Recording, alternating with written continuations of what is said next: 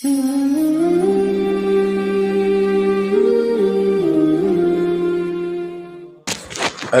لله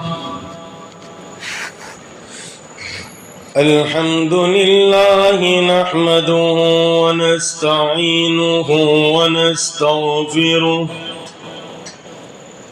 ونؤمن به ونتوكل عليه ونعوذ بالله من شرور أنفسنا ومن سيئات أعمالنا من يهده الله فلا مضل له ومن يضلله فلا هادي له ونشهد أن لا إله إلا الله وحده لا شريك له ونشهد أن سيدنا وسندنا وهادينا ومرشدنا وقائدنا وإمامنا وإمام أنبيائنا محمدا عبده ورسوله الذي أرسل بالحق بشيرا ونذيرا وداعيا إلى الله بإذنه وسراجا منيرا إن الله وملائكته يصلون على النبي يا أيها الذين آمنوا صلوا عليه وسلموا تسليما اللهم صل وسلم وبارك على آل سيدنا محمد وبارك وسلم فضائے بدر پیدا کر فرشتے تیری نصرت کو فضائے بدر پیدا کر فرشتے تیری نصرت کو اتر سکتے ہیں گردوں سے قطار اندر قطار ربی. قابل احترام عزیزان محترم، یہ رمضان کا مبارک مہینہ چل رہا ہے اور اس میں آج کا دن جس کو یوم البدر بھی کہا گیا اس لیے کہ بدر کا واقعہ اسی مہینے میں اور اسی دن میں رونما ہوا. سن 2 ہجری کے اندر جب ہجرت کر کے صحابہ مکۃ المکرمہ چھوڑ کر مدینۃ المنورہ پہنچ گئے، 1 سال کا عرصہ گزر گیا. اس کے بعد سب سے پہلی جنگ جو اسلام میں ہوئی وہ جنگ بدر ہوئی. قیامت تک اس سے بڑی جنگ نہ کبھی ہوگی نہ کبھی ہوئی. یہ جنگ سب سے بڑی جنگ کہلاتی ہے. اسلام کی سب سے عظیم جنگ یہی ہے، اس لیے کہ اللہ کے یہاں کمیت نہیں دیکھی جاتی ہے، کیفیت شمار کی جاتی ہے.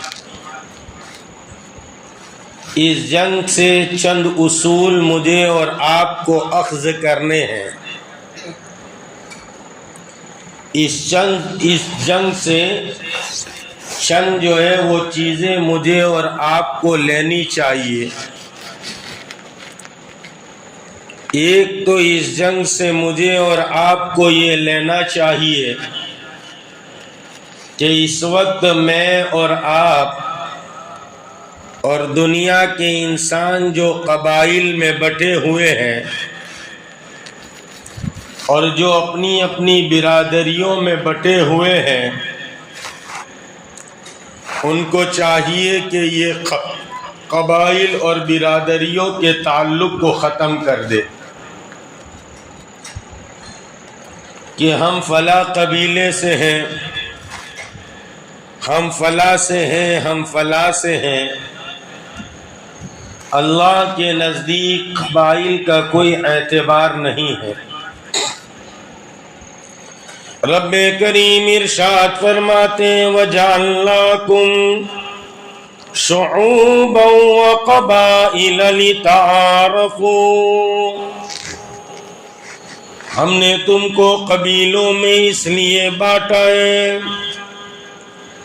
تمہاری قومیں اس لیے بنائی ہیں لِتَعَارَفُوا، تاکہ تم پہچانے جاؤ۔ کوئی میمن ہے، کوئی پٹھان ہے، کوئی سید ہے، کوئی مغل ہے، کوئی ترکستانی ہے، کوئی ازبکستانی ہے، کوئی شیروانی پٹھان ہے، کوئی جو ہے وہ افغانی پٹھان ہے، کوئی کابلی پٹھان ہے۔ یہ سب اس لیے اللہ نے بنایا ہے تاکہ تم پہچانے جاؤ۔ دنیا میں بہت سارے لوگ ہیں تو قبائل کے ذریعے سے پہچانے جائے، کوئی منصوری ہے، کوئی انصاری ہے۔ اقبال تو کہتے ہیں یوں تو سید بھی ہو، مرزا بھی ہو، افغان بھی ہو۔ تینی برادریوں کا ذکر کیا، دوسری برادری والے ناراض نہیں ہو جاتے، منصوری ناراض نہ ہو، انصاری ناراض نہ ہو، میمن بندھو ناراض نہ ہو جائے۔ اشعار ناپ تول کے بنائے جاتے، اس سے مراد تمام برادریاں۔ یوں تو سید بھی ہو، مرزا بھی ہو، افغان بھی ہو، تم سبھی کچھ ہو، بتاؤ تم مسلمان بھی ہو۔ جنگ بدر اسی کو پیش کرتا ہے، نہ ہم انصاری ہیں، نہ ہم مہاجر ہیں، نہ ہم اوس والے، نہ ہم خزرج والے، ہم تو مسلمان ہیں، ایمان والے، اور لا الہ الا اللہ محمد رسول اللہ اسی کی رسی میں بندھے ہوئے، اسی کے سائے کے نیچے۔ اس لیے دنیا کے تمام انسانوں کو متحد کرنے کے لیے کوئی کلمہ اگر ہو سکتا ہے تو وہ کلمہ طیبہ لا الہ الا اللہ محمد الرسول اللہ، یہی وہ کلمہ ہے جس کلمے کو لے کر ہزاروں قبائل کے درمیان کائنات کے امام تشریف لائے، اور دنیا نے ایسا حال دیکھا کہ مدینے میں سینکڑوں قبائل رہتے تھے، کئی قبیلے رہتے تھے، لیکن یہ کلمہ جب اندر میں اتر گیا تو ایسا محسوس ہوتا تھا ہر ایک دوسرے کے بھائی بھائی۔ اب یہاں بیٹھ جائیے ہیں، اب اٹھا تو اتنا ماریں گے۔ کیا کہہ رہا تھا؟ مدینے میں ایک شخص مدینے میں آتا ہے 2-4-10 دن گزارنے کے لیے، مسافر بن کے آتا ہے، کئی سال گزر گئے اور مدینہ چھوڑ کے واپس جا نہیں رہا۔ اس کو پوچھا گیا کہ بھائی کیا بات ہے؟ چند دنوں کے لیے آئے تھے، چند دنوں کے مہمان تھے، برساں برس گزر گئے، اس شہر کو چھوڑ کر کیوں نہیں جاتے؟ فرمایا کہ اس شہر میں خاصیت ہی ایسی ہے، سینکڑوں گھرانے اور کئی قبیلے رہتے، لیکن ایسا معلوم ہوتا ہے ہر ایک دوسرے کا بھائی ہے۔ آپس میں بھائی بھائی بن جاؤ، یہ جنگ یہی بتاتی ہے۔ ایک بات تو ہمیں اس جنگ سے یہ ماخوذ کرنی ہے، صحابہ جو ہے وہ دنیا میں چلے، جس طرح دنیا میں رہے، کائنات کے امام تو انصار میں رہ رہے، چند مہاجر موجود ہیں، لیکن یہ بدر کا واقعہ جب پیش آتا ہے، آپ دیکھیں گے اس معرکے کے اندر سامنے ایک بھائی ہے، دوسرا بھائی اس جو ہے اس لشکر میں، ایک چچا جو ہے وہ سامنے لشکر میں، بھتیجا اس لشکر میں۔ ہم نے قبائل پر نہیں، ہم نے یہ جنگ اگر لڑی ہے ایک اللہ کے لیے لڑی ہے۔ اس سے ایک بات یہ بھی ملتی ہے، آدمی کو اللہ کے دین کے خاطر اپنے قبیلے کو ٹھکرانا پڑے تو ٹھکرانا چاہیے۔ اجی ہمارے قبیلے میں تو یہی رسم چلی آ رہی ہے، تو اللہ سے کہہ دینا کہ ہم تو اسی طرح کرنے والے تھے، لیکن ہمارے قبیلے میں یہی رسم چلی آ رہی، چھوٹ پاؤ گے؟ نہیں چھوٹ۔ اس لیے کہ قیامت تک کے لیے اللہ نے اسی دین کو منتخب کر دیا۔ ان الدین عند اللہ الاسلام، اللہ کے نزدیک اگر کوئی دین ہے وہ دین اسلام ہے، اسی دین کو رب کریم نے منتخب کر دیا، اسی پر تمہیں اور مجھے چلنا ہے۔ اس لیے کائنات کے امام نے اسی ابو سفیان کو کہا تھا، یا ابا سفیان جئتکم بکرامت الدنیا والآخرہ، ابو سفیان دنیا اور آخرت کی بھلائی چاہتا ہے، میرے پیچھے چل، جو میرے پیچھے چلے گا نقش قدم نبی کے، جنت کے راستے اللہ سے ملاتے، سنت کے راستے۔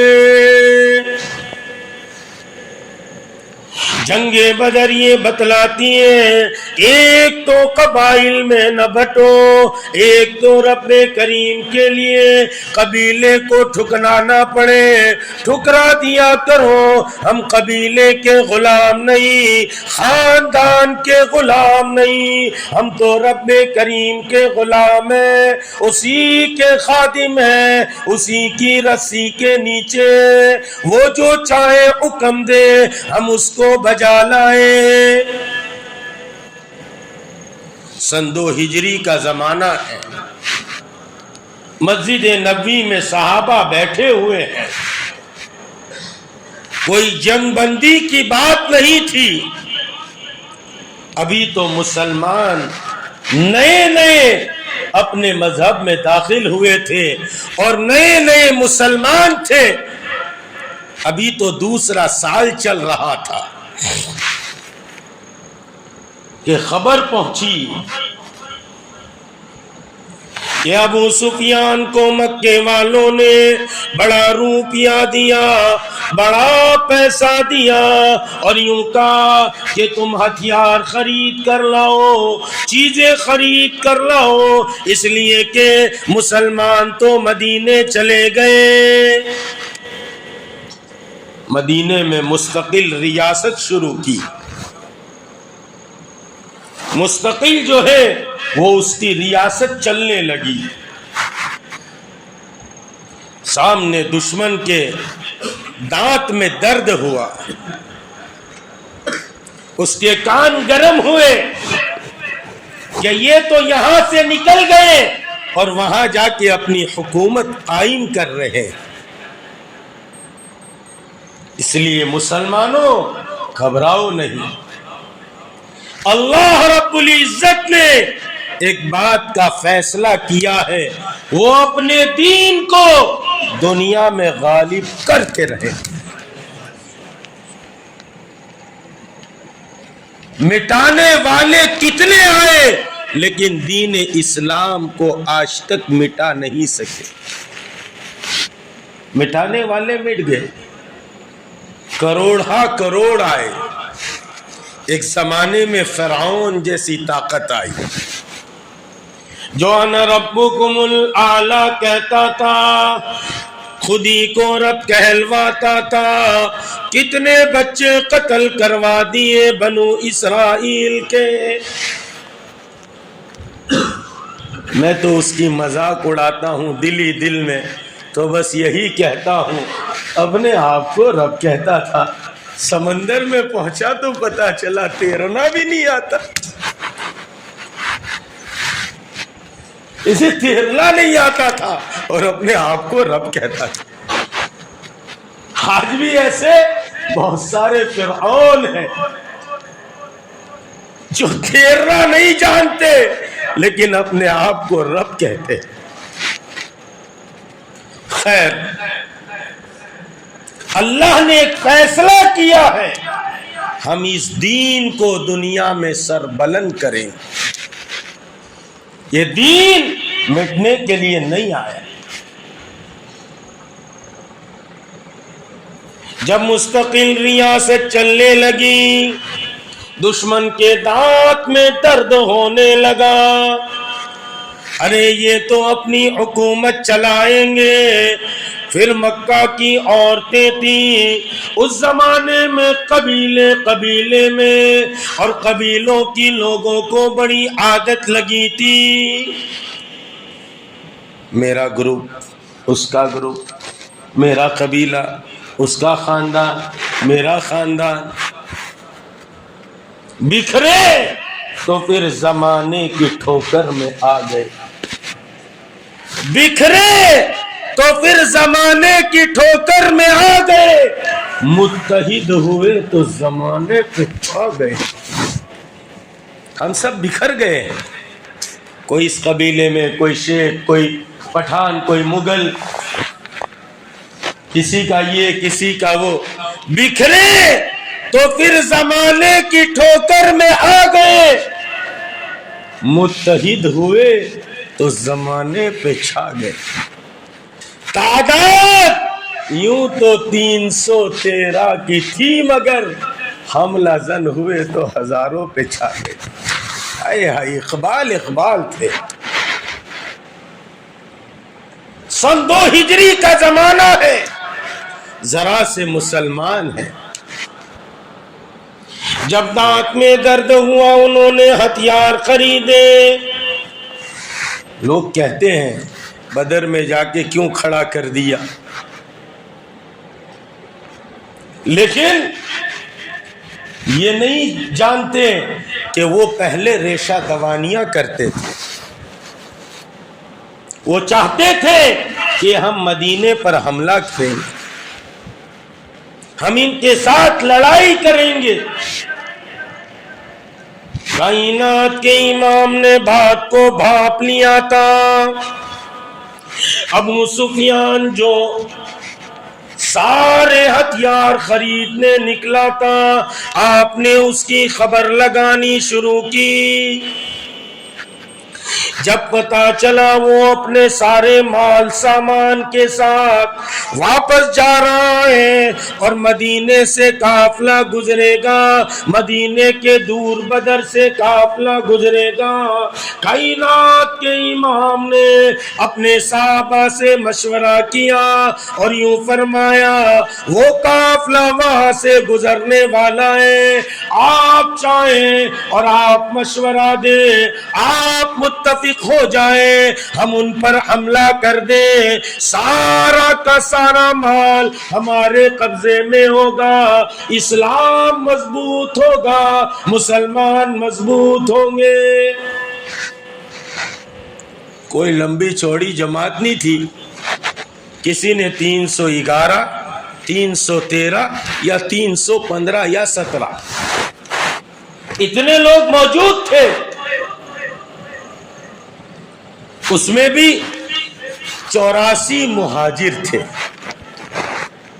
64 قبیلے اوس کے تھے, باقی قبیلے خزرج کے تھے، یہ دو ہی قبیلے کے تھے، اور مہاجر تو صرف 84 تھے جو حضور کے ساتھی ہجرت کر کے آئے۔ ان میں سے اگر 2 کو گنا جائے، حضرت عثمان اور حضرت عمیر کو، تو پھر 82 ان 2 کو آپ نے اپنی بیٹی حضرت زینب یا حضرت رقیہ کو، غالباً جو بھی ہو، ان کو چیچک کی بیماری نکلی تھی۔ جب چلا ہے قافلہ تو وہ چیچک کی جو بیماری، اس میں آدمی بچتا نہیں، جو بچ جاتا ہے آپ نے دیکھا ہوگا سوراخ سوراخ سوراخ چہرے پر، یہ ایک بیماری، اب تو وہ بیماری بہت حد تک ختم ہو گئی، چیچک کی بیماری ان کو لگ گئی تھی۔ ان کی خدمت کے لیے حضرت عثمان اور دوسرے ایک صحابی، یہ 2 کو حضور نے چھوڑ دیا۔ لیکن ابو سفیان جو تھا وہ داہیت العرب کہلاتا تھا، بہت ہوشیار تھا، اس کو بھی پتا تھا ہمیں مقام بدر سے گزرنا ہے، ایسا نہ ہو محمد اپنے ساتھیوں کے ساتھ ہم پر حملہ آور ہو جائے، ہم بے خبر رہے۔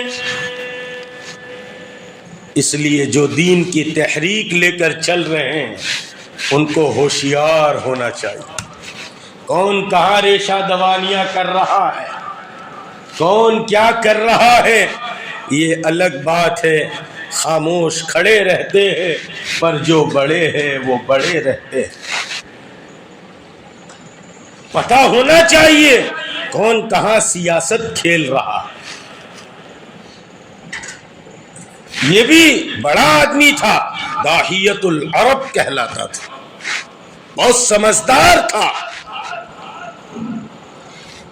جب چل رہا تھا دائیں سے بائیں سے ادھر سے ادھر سے خبریں لیتا رہتا تھا، کیا حال ہے مدینے کا، کیا ہو رہا ہے ہمارے خلاف، اور ہر زمانے میں خبری ہوتے، ہر زمانے میں، ارے فٹیلی کارٹوس ہر زمانے میں ہوتی، اسی زمانے سے چلے آ رہے ہیں جو خبری ہوتے ہیں۔ آج کل ایک ٹرینڈ چلا ہے، ابھی ہم تھے فیض پور میں، وہاں ایک بڑے IAS افسر میرے پاس آئے تھے، انہوں نے مجھے کہا کہ لوگوں کو کہیے کہ اس چنگل سے اپنے آپ کو بچائے، friends police, friends of police.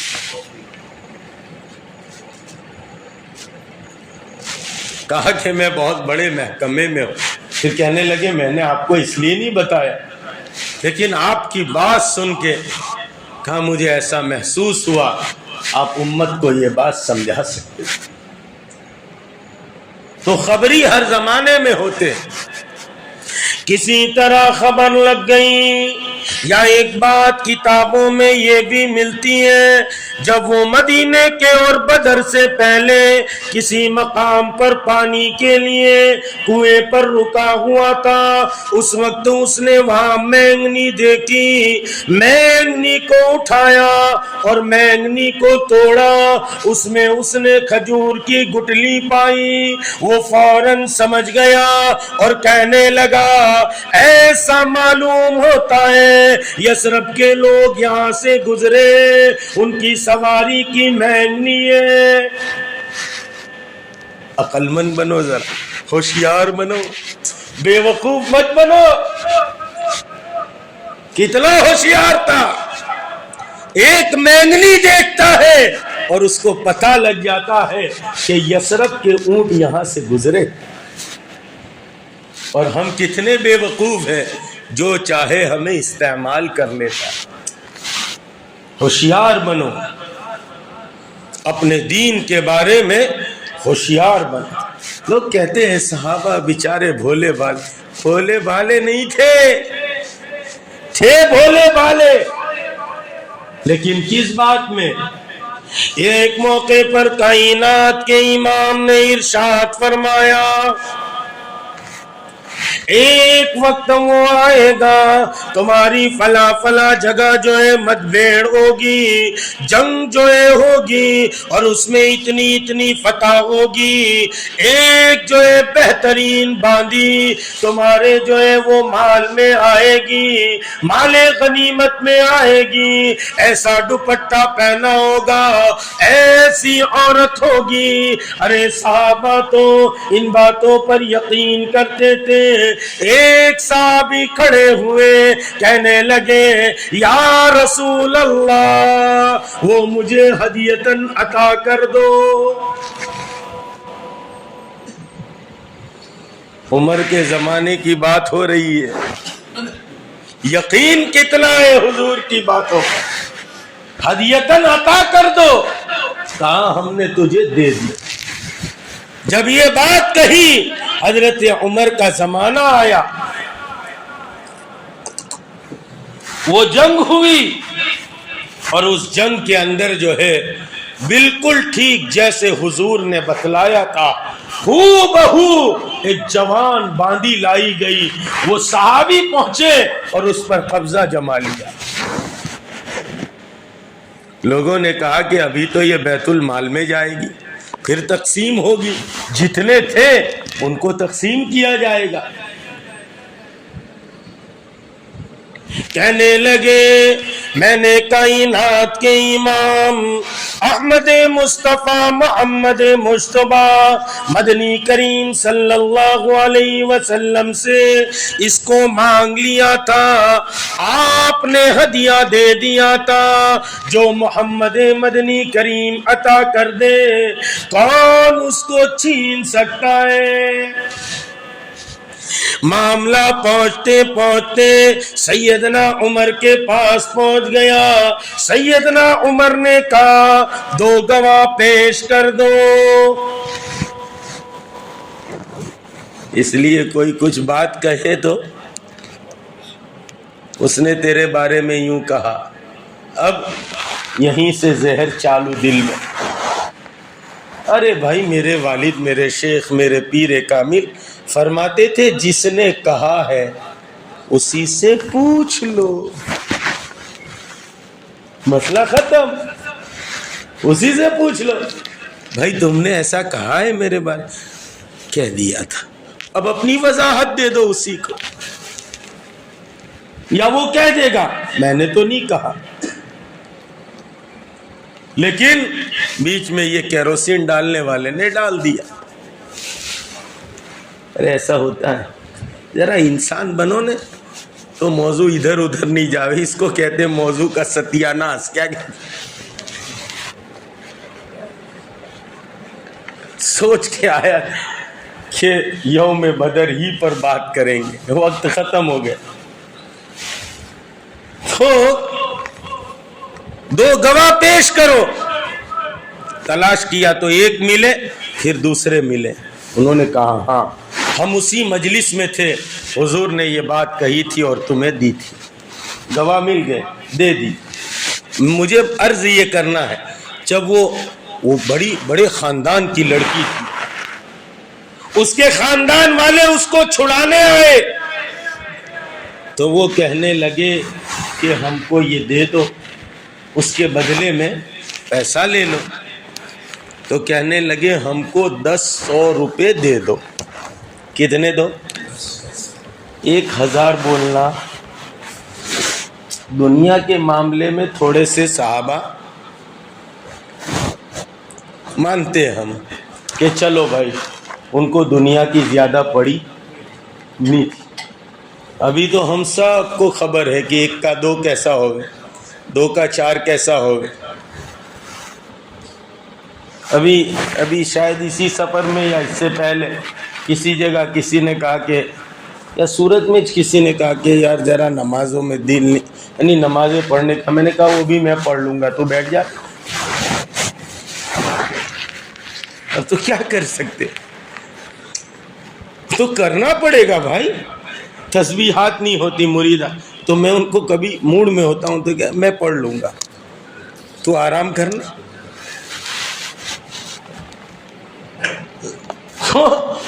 ہم تو ایک کا دو بنانا جانتے, دو کا چار کیسے بنے, چار کا آٹھ کیسے بنے. وہ صحابہ تو بیچارے اس میں یوں کہتے تھے 10 دے دیجئے, لیکن دین کے معاملے میں اتنے جو ہے چاقو چوبند تھے.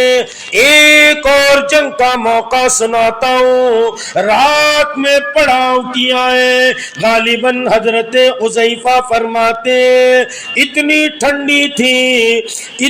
ٹھنڈی تھی میں زمین سے چمٹ رہا تھا, زمین سے گرمی حاصل کر رہا تھا, اور اتنی گہری رات تھی, اتنا گہرا اندھیرا تھا, اپنا ہاتھ بھی نظر نہ آتا تھا,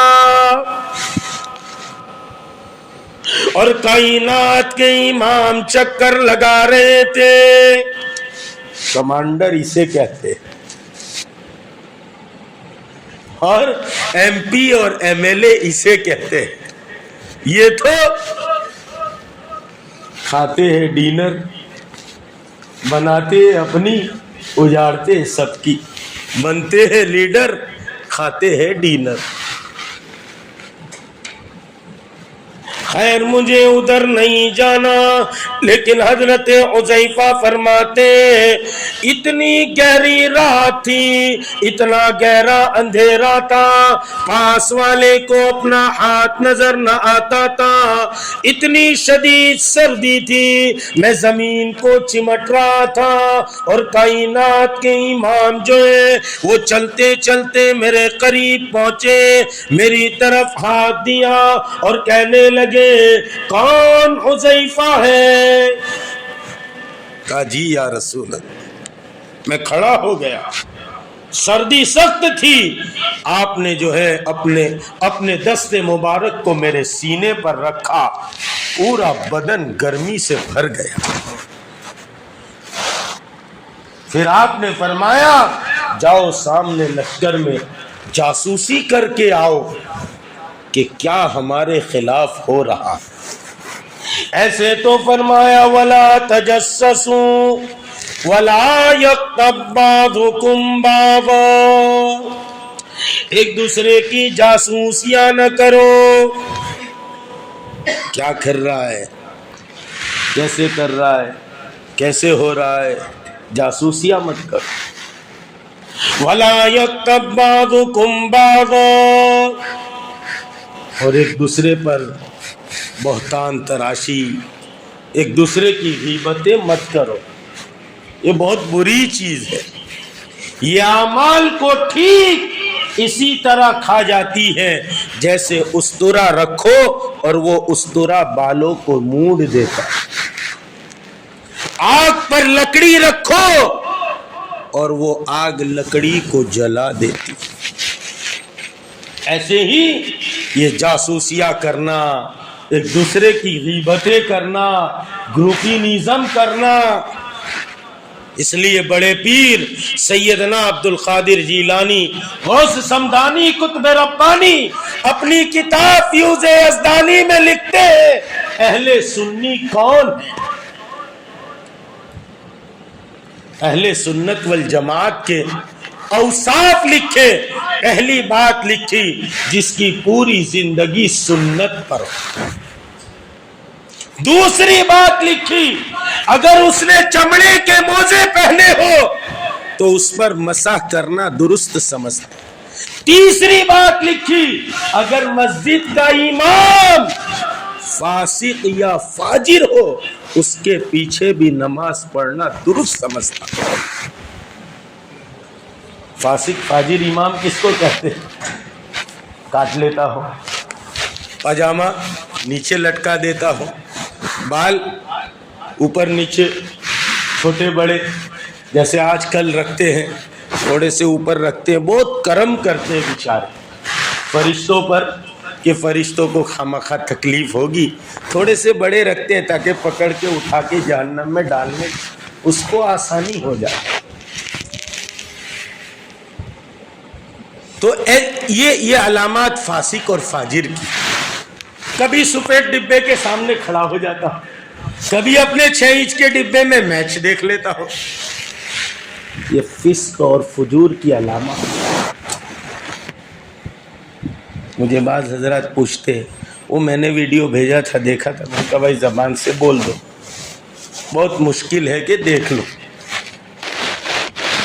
خیر، تو یہ فسق اور فجور کی علامات ہیں. تو امام مسجد کا فاسق یا فاجر ہے، اس کے پیچھے نماز پڑھنا درست کیوں؟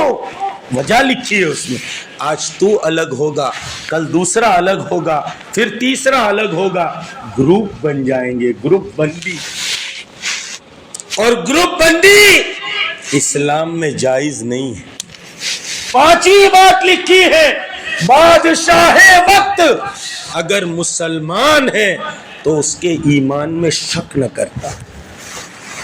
آج تو شک کرے گا، کل تیرا متبع کوئی دوسرا مل جائے گا، پھر تیسرا، پھر چوتھا، پھر بادشاہت سے امت بکھر جائے. سمجھ میں شاید آتا نہیں آتا. خیر، یہ واقعہ ختم کر دوں اور بات ختم. حضرت حذیفہ فرماتے ہیں مجھے کہا جاؤ سامنے لشکر میں دیکھ کے آؤ کیا مسئلہ ہو رہا. میں چلا، وہ بھی لشکر تھا، اس میں بھی کمانڈر تھے. جیسے ابھی کہا ابو سفیان بھی داہیت العرب تھا، وہ بھی جانتا تھا. اور اس جنگ کی سب سے بڑی خوبی یہ ہے کہ اس جنگ کے اندر قبیلہ قبیلے کے سامنے، قبیلہ قبیلے کے سامنے. اس لیے کل انشاءاللہ سناؤں گا کہ جب حل میں مبارز ہوا تو کون کس کے سامنے آیا. اللہ کرے کہ کل اللہ اسی کو شروع کرائے. تو حضرت حذیفہ وہاں پہنچے. اب وہاں کے کمانڈر نے اچانک اعلان کیا دیکھو ہم میں کوئی جاسوس تو نہیں ہے. ہاں، اس لیے ہمیں بھی دیکھتے رہنا چاہیے ہم میں کوئی سڑیلی بگڑیلی کیری تو نہیں آ گئی. نہیں تو یہ سڑیلی بگڑیلی سب کو بولو نا برا بہت جلدی لگ جاتا ہے لوگوں کو. اس میں کیا برا لگانا ہے؟ ہم سب ایک دوسرے کی اپنی اصلاح کے لیے جمع ہوتے ہیں. اسی لیے اس کا نام ہی ہے اصلاحی مجلس. ہر مہینے اسی لیے جمع ہوتے ہیں کہ ہمارے ان اخلاق کی اصلاح ہو. خیر، تو دیکھنا چاہیے. کہا کہ کوئی ہے ہم میں جاسوس. اب عزیزان محترم ہم ہوتے کیونکہ ہم تو عقل مند ہیں روپیے سے روپیہ بنانے کے، پیسے سے پیسہ کیسے بن جائے.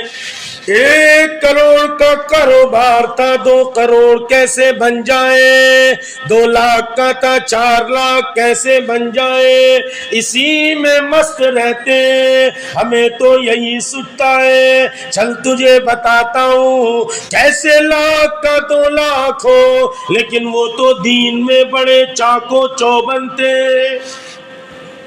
ہم ہوتے تو ادھر گھستے ادھر گھستے، ادھر چھپتے ادھر.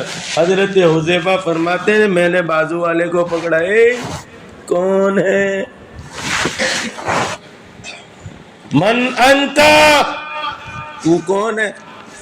اتنا بھاری آواز میں کہا کہ وہ سوچا کہ یہ مار ڈالے گا. تو کون چھے؟ تو کہ ارے منے نہیں اوڑکتا ہوں پھلاڑو پھلاڑو. اچھا چل. اب وہ پوچھے گا سامنے؟